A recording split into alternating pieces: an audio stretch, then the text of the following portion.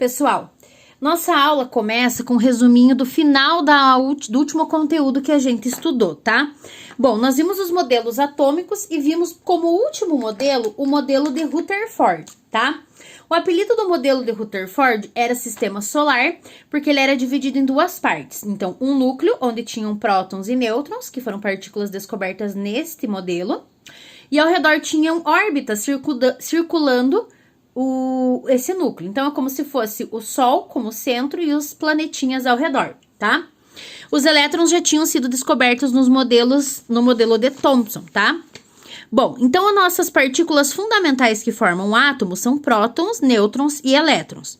Ah, existem outras subpartículas ou partículas subatômicas? Com certeza.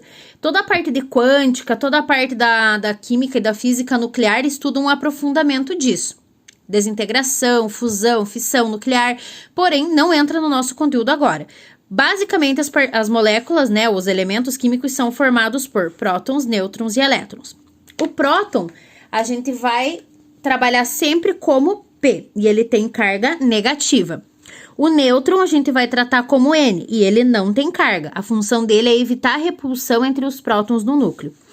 Opa, falei errado aqui, ó, o próton é positivo.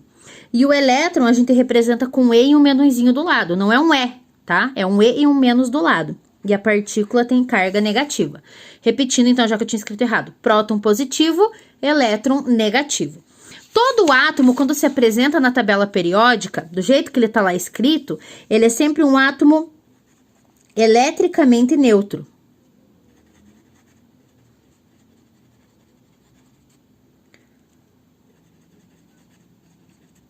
Ok? O que isso significa? Que a quantidade de cargas positivas é igual à quantidade de cargas negativas, ok? Por isso que ele é eletricamente neutro. Aqui tem como o sódio, o elemento químico sódio, é Na porque vem de nátrium, está disposto na tabela periódica. Então, ele está disposto na tabela periódica com dois valores, tá? Sempre um valor maior e um valor menor. Eu sugiro que a partir de agora você encontre uma tabela periódica, seja no celular, no computador, num livro antigo. Se você já tem uma, claro que você vai usar essa. Mas se você quiser comprar, tem em tudo quanto é loja, sabe? Desde papelaria, no Giga, por tudo tem onde comprar, tá? Mas para você evitar sair, já que você tem acesso às aulas, você acaba olhando no computador uma, tá? Se você tiver algum livro do ano passado, também tem a tabela lá. Mas eu vou dando as informações da tabela, você não vai deixar de fazer atividade porque não tem. Era só para você se habituar como que usa, tá? Pois bem, o Na é o sódio e tem número 23 e 11. O número menor sempre é o Z. O que é esse Z? Esse Z significa número atômico, tá? O número atômico indica a quantidade de prótons e elétrons. Então, Z é igual ao número de prótons, que é igual ao número de elétrons. Por quê? Porque o átomo é eletricamente neutro. E o A, que é o maior valor, é a massa atômica, quanto que pesa um átomo, tá? Massa do átomo, ou massa atômica. Bom, a massa é o maior simplesmente por quê? Porque ela é a soma da massa das partículas. Só que o elétron tem massa desprezível. Quer dizer que ele não tem massa? Não, quer dizer que a massa dele é tão leve, mas tão leve, que daria muitas casinhas aqui depois da vírgula. Então, isso acaba sendo desprezível, não que não exista. Em outras palavras, o elétron é tão leve que a gente nem considera na massa do átomo. Logo, quem sobrou, próton e nêutron, vai constituir a massa do átomo.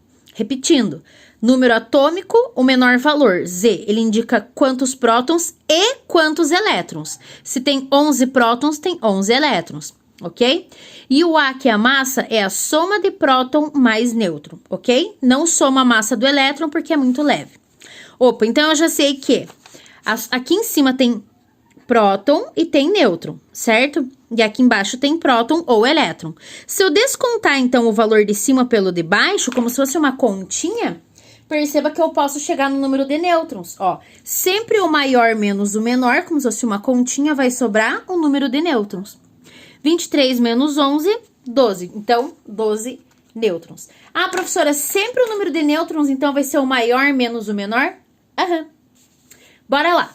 Qual é o objetivo agora disso tudo que eu te expliquei? Conseguir listar quantas partículas tem o elemento. Comece pelo A e pelo Z. A é o maior, então tem 23.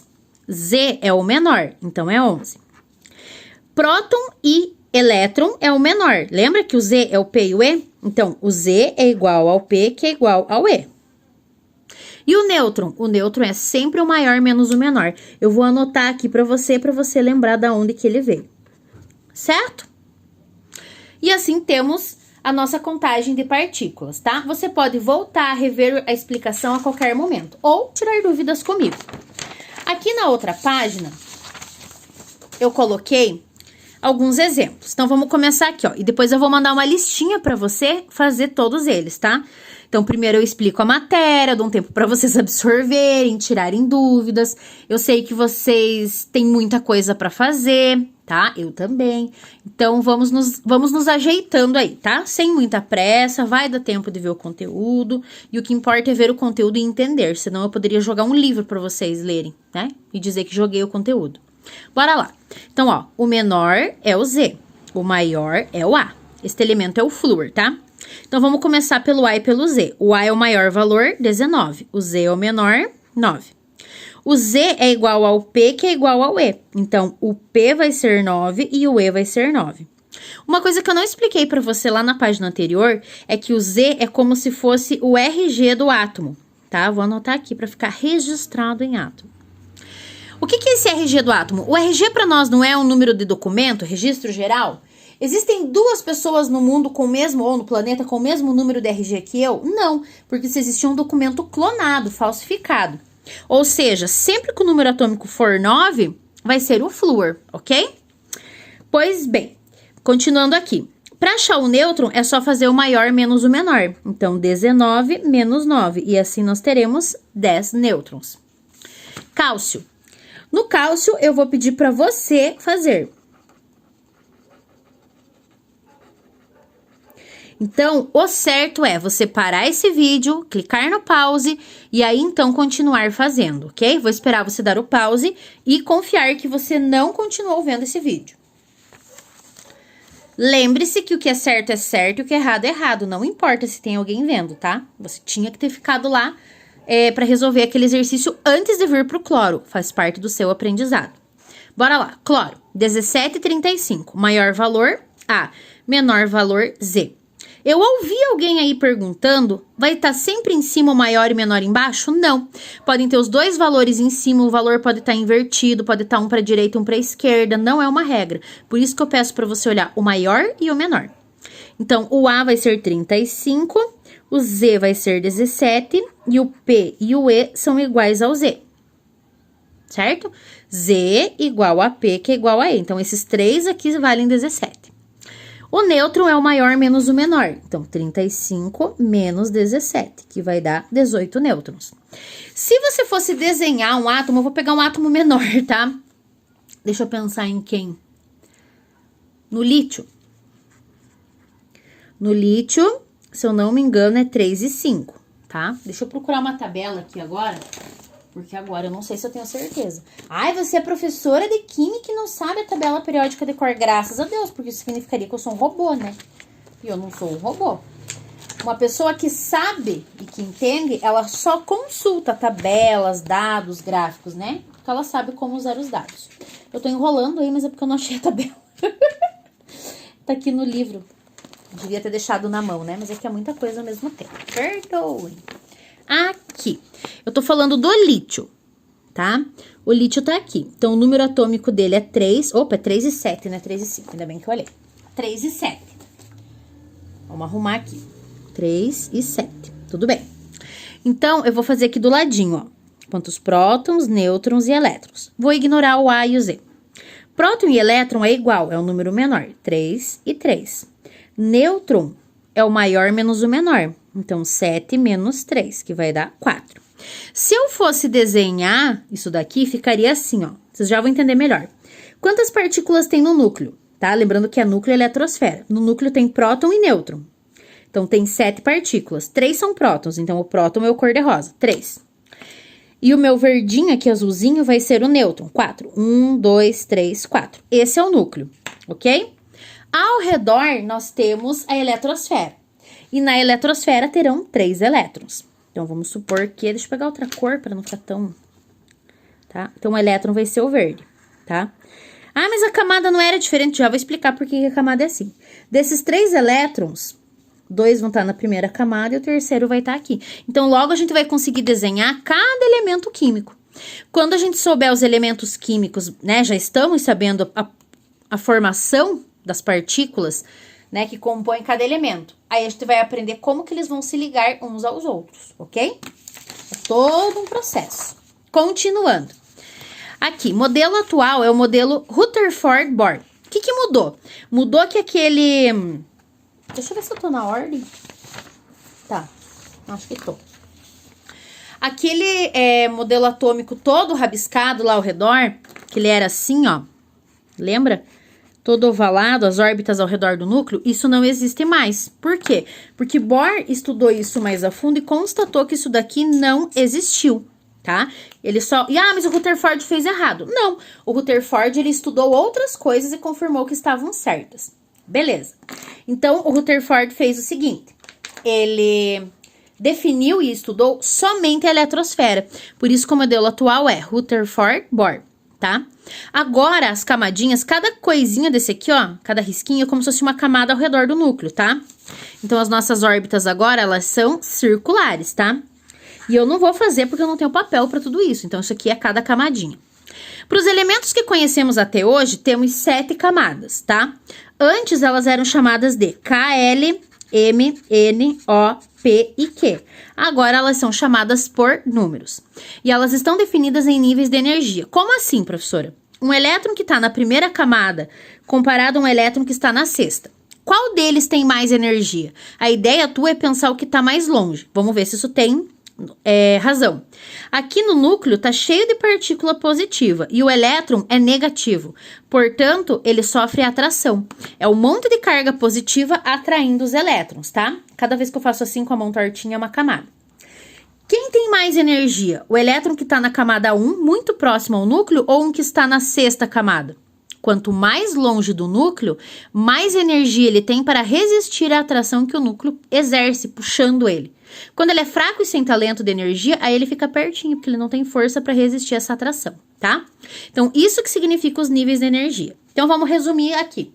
Dos modelos que estudamos, o modelo atômico atual é o modelo Rutherford-Bohr, ok? Vai o nome dos dois. Bohr estudou apenas a eletrosfera do modelo do Rutherford e definiu como órbitas circulares e que elas estão definidas em níveis de energia. Saltos quânticos. Um salto quântico acontece quando um elétron salta de uma camada para outra, tá? Então, vamos supor que eu tenho um elétron aqui, ó, ok? Nesta primeira camadinha aqui. Quando o elétron ganha energia, ele ganha energia na forma de calor, ok? Uma explosão, um aquecimento, levou ao fogo. Quando o elétron ganha energia na forma de calor, eles ficam vibrando, eles ficam agitados. E isso faz com que eles consigam saltar para um nível mais externo. Ah, mas eles não podem ficar transitando entre uma... Não, senhor. Esse nível de energia é um nível de energia fixo. Lembra daquela musiquinha que tinha antigamente, cada um no seu quadrado? Então, é tipo aqui, cada elétron na sua órbita, tá? Cada elétron tem que estar na sua camadinha fixo. Então, quando um elétron ganha energia na forma de calor, ele salta para um nível mais externo. Puf! Só que isso é errado, porque ele tem que estar na sua camada certa. Então, como ele é honesto, ele volta para sua camada de origem. Só que quando ele volta para a camada de origem, ele perde a energia que ele ganhou. Só que ele não perde na forma de calor, ele perde na forma de luz. E essa luz pode ou não ser visível. O que isso significa? Que eu posso observar ou não. Então, tem sais que você coloca numa chama, no fogo, e aí fica, por exemplo, verde, a chama, pink, azul. Eu vou mostrar um videozinho para vocês dos saltos quânticos. Vou anexar junto nessa aula do Classroom, tá? Ver vídeo, anote aí.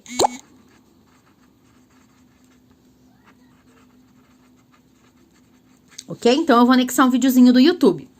Aí, o que vai acontecer? Deixa eu te dar um exemplo quando isso acontece. Nos fogos de artifício, certo? Nos fogos de artifício, todas as lâmpadas, exceto as de LED que a gente usa em casa, aquelas compridas, aquelas branquinhas, aquelas que tem a molinha, que a molinha arrebenta, sempre acontece isso. Eu não vou saber desenhar aquela lâmpada, tá? Mas faz de conta que eu sei. Essa lâmpada aqui é aquela lâmpada de rosquear, sabe? Que era mais antiguinha. Então, ela tem 2 filamentos aqui e aqui ela tem uma molinha. Lembram? Então, essa lâmpada é aquela lâmpada que queima. Esse filamento é um filamento de um metal chamado tungstênio, que é o elemento W. Quando você bate lá no interruptor, você aciona a passagem do circuito elétrico. E esse circuito elétrico passa por aqui, aquecendo a molinha de tungstênio. Quando aquece, opa, ganhou energia na forma de calor. Os elétrons ficam indo e vindo. Enquanto a lâmpada está acesa, os elétrons estão indo e vindo. E aí, eles não podem ficar. Então, eles voltam, vão. E eles devolvem energia na forma de luz. Aquela luz meio laranja que a gente observa e que ilumina. Quando a lâmpada queima é porque rompe, né? Porque fecha o circuito, rompe, né, o fechamento do circuito elétrico. Bom, distribuição eletrônica. A distribuição eletrônica vai me contar como que os elétrons de cada elemento químico estão nas camadas ao redor do núcleo. Existem várias regras para isso, ok? E aí, primeiro eu vou contar para vocês o seguinte. Lembra que eu falei que as camadas, elas eram divididas em K, L, M, N, O, P e Q? Então, quando elas eram distribuídas neste formato, cabiam 2, 8, 18, 32, 32, 18 e 8 elétrons, tá? Então, se eu fosse distribuir os elétrons do sódio, lembra lá que ele era 11? Eu ia, na ordem, colocando o que cabe em cada um, só menos do que cabe na última para fechar. Então, por exemplo, os elétrons do sódio estão assim, ó. Na camada K, cabem 2. Na L, 8. Já distribui 10. Na M, falta 1. Então, o sódio, os elétrons do sódio ocupam 3 camadas. A K, a L e a M. Aqui tem 2 elétrons, aqui tem 8. Claro que é tudo em volta, tá? 1, 2, 3, 4, 5, 6, 7, 8. Tá? E aqui na última camada, 1. Essa última camada é o que a gente chama de camada de valência.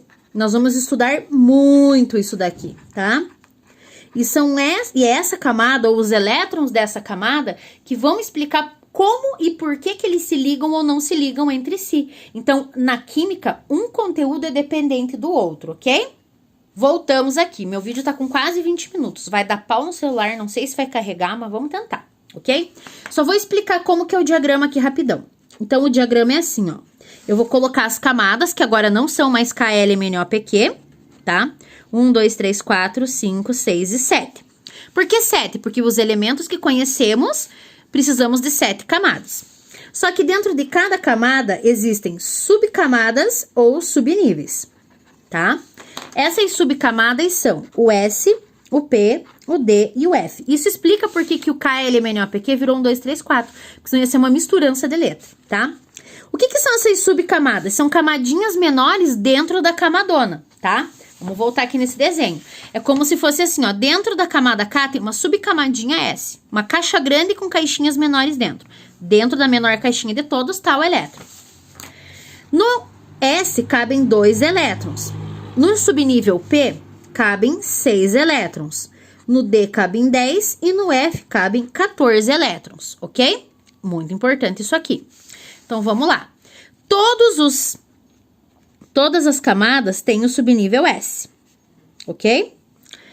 Depois, ó, perceba que lá no do K, L, M, N, O, P, Q, no K só tem 2, então aqui só cabe o subnível S. Aqui tem 8, então cabe um S e um P, ó, 2 com 6, 8. Aqui cabe S, P e D, para dar 18. Aqui S, P, D e F, ó, 14 com 10, com 6, com 2, dá 32. Então, tem todas as camadas, ok? A quantidade de subníveis que vai obedece ao primeiro estudo de Bohr. Linus Pauling estudou junto lá com o Bohr e determinou isso. Então, vamos lá. Não tem um P. Então, continua aqui. 2, 3, 4, 5, 6, 7. Alguns livros trazem 7P, outros não. É porque tem elementos que foram descobertos agora. Então, S, P, P. Aí, no D. No D, a gente já viu, né? Que o D só a partir da 3. E vai só até O. Então, 3, 4, 5. Isso, ó. Só tem D, tem na 3, na 4, na 5 e na 6, perdão. E vamos lá. D, D, D e D. Quem que tem F? Ou seja, quais são os únicos que cabem em todos os subníveis? Só os que tem 32, os dois no meio aqui, tá? Então, 1, 2, 1, 2, 3, 4 e 5. Então, só lá no 4 e no 5 é que a gente coloca o subnível F. Professor, eu ainda não tô entendendo onde que eu vou usar isso na minha vida. Agora vai ficar um pouquinho melhor. Vou fazer em amarelo, que eu acho que não vai confundir tanto. Então, assim, ó. Nós vamos passar um tracinho aqui, ó, na diagonal, tá? Pá. Ah, vai aparecer sim. Outro tracinho na diagonal. Pá. Por que eu não vou fazer inteiro isso daqui? Porque tem em qualquer livro, tá? Na internet a gente encontra isso daqui. Sempre que acaba no final de uma flecha, você volta no final da outra. Então, o sentido da flecha é pra indicar, ó. Acabou aqui, ó, você volta pra cá. Acabou aqui, você volta pra cá. E aí, nós vamos ter uma ordem, tá? A ordem ou sequência vai ser essa daqui, ó. Vou escrever com um azul mais fortinho. Quem que é o primeiro nível e subnível? Um S. Um S. Depois vem quem? 2S. Depois vem quem? 2P e 3S. Tá? Acabou. Volto lá no começo. 3D. Opa, 3P. O 3D tá mais pra baixo. 3P, 4S. Depois do 4S, daí vem aqui, ó. 3D, 4P, 5S. Por que não tá tudo 1, tudo 2, tudo 3, tudo 4? Porque esse nível aqui é um nível em termos de energia e não de distância, tá bom? Ele tá medindo a energia que o elétron tem. Aí, para encerrar esse vídeo, essa aula, eu vou fazer o seguinte, eu vou voltar pro Na e lembrar você que ele tem 11 elétrons, tá? Você vai contando de acordo com o que cabe em cada subnível, no S, P, D e F, até dar 11. No último, você pode pôr menos do que cabe. Então, ó, sempre S2, P6, D10 e F14. Põe aqui, ó, 2 com 2, deu 4. Com mais 6, deu 10. Você tem que distribuir 11 elétrons. Não tô mostrando, 11. Então, 2 com 2, 4, 4 com 6, 10. Cabe 2, mas você só precisa de 1. Então, a tua distribuição é até 3S1. Então, vamos lá. 1S2, 2S2, 2P6, 3S1. Essa é a distribuição eletrônica do sódio. O que eu quero que você treine aí? A distribuição do lítio e a distribuição do cloro, que é 17, ok? Só ir somando aqui em cima até dar 3 e até dar 17, tá? Aqui você apaga tudo e volta de novo. Nós vamos usar sempre essa linha aqui. Tudo bem?